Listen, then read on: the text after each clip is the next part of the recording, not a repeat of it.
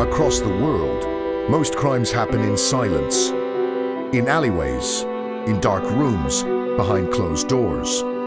But some crimes unfold in full view of the public, hid not by darkness, but by power. This is the kind of crime that doesn't wear a mask. It wears a suit. And for years, one name has continued to surface whenever questions of untouchable power arise. Nicolás Maduro. For millions of people, Maduro is simply the president of Venezuela, a political figure, a man seen speaking behind podiums and flags. But to investigators, journalists, and international prosecutors, he represents something far more disturbing. A case study in how authority can shield alleged criminal behavior and how power can turn accountability into an illusion. The rumors are constant. Whispers of arrest, claims of capture, headlines that spread quickly and disappear just as fast. People keep asking the same question again and again. Can Nicolás Maduro ever be arrested? And more importantly, why hasn't he been? To understand this, we have to move beyond headlines and into the mechanics of crime at the highest level. Because this is not a story about a single event. It is a story about systems, secrecy, and the psychology of leaders who believe they are immune. For years, U.S. authorities and international agencies have accused Maduro and members of his inner circle of serious crimes. Among the most explosive allegations are claims of narco-terrorism, accusations that state power was used to assist drug trafficking networks moving massive quantities of cocaine through Venezuela and into international markets. These are not rumors whispered online. They are allegations formally presented by prosecutors, backed by defectors, intercepted communications, and years of intelligence gathering. In 2020, the U.S. Department of Justice took an extraordinary step.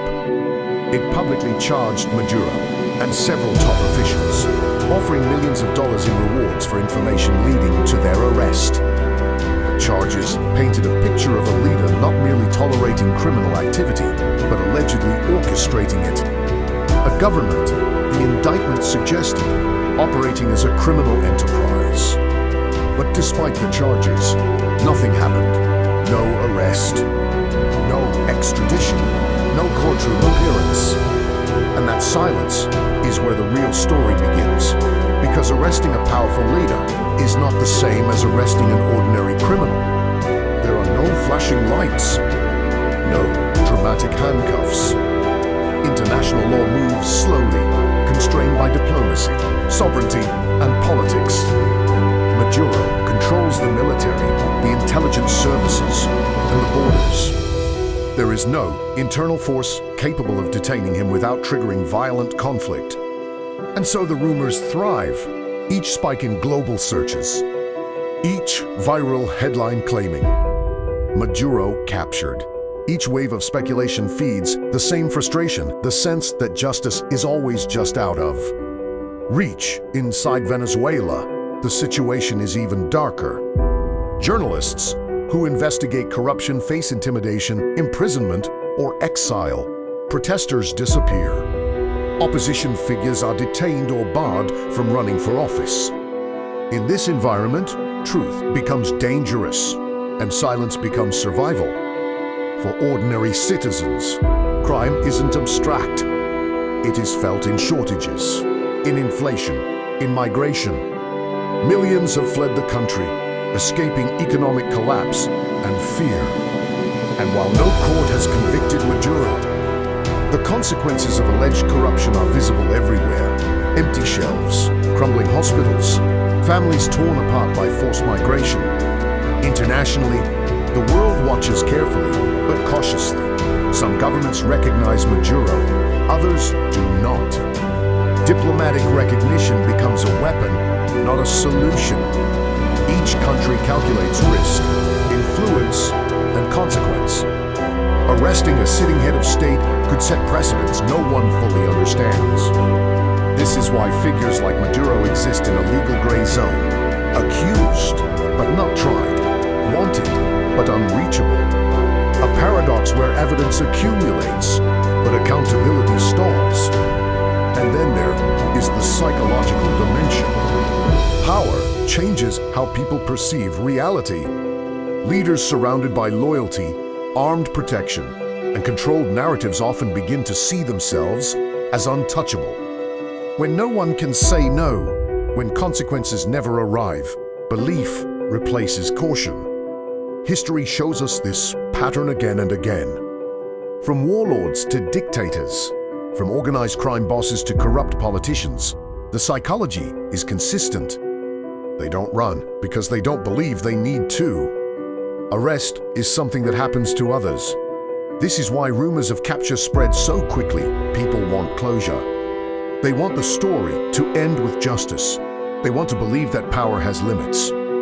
Every viral headline becomes a momentary release, a brief fantasy where accountability finally arrives.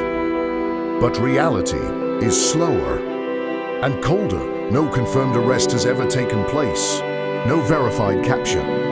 Just allegations, investigations, and a growing archive of unanswered questions. The danger lies not in believing the rumors, but in ignoring the system that allows such figures to exist indefinitely beyond reach. Because this story is bigger than one man. It is about how crime evolves when it merges with authority, when borders become shields, when laws bend under pressure, when power itself becomes the ultimate hiding place. And so, the question remains unanswered. Not because there is no evidence, not because there is no interest, but because justice, at this level, requires some collective will, unification, and the courage to challenge power without guarantees. Until that happens, Nicolás Maduro remains exactly where figures like him always are. In plain sight, accused, watched, and untouched, and maybe that is the most unsettling truth of all. Because the most dangerous criminals are not always the ones hiding in the shadows. Sometimes, they are standing behind microphones, insisting everything is under control, and the world keeps watching, waiting for a moment that may never come. These moments would be intriguingly appreciated. So stick to us as we explore these moments. If you're new to the channel, like, share, and subscribe to the channel for the next videos.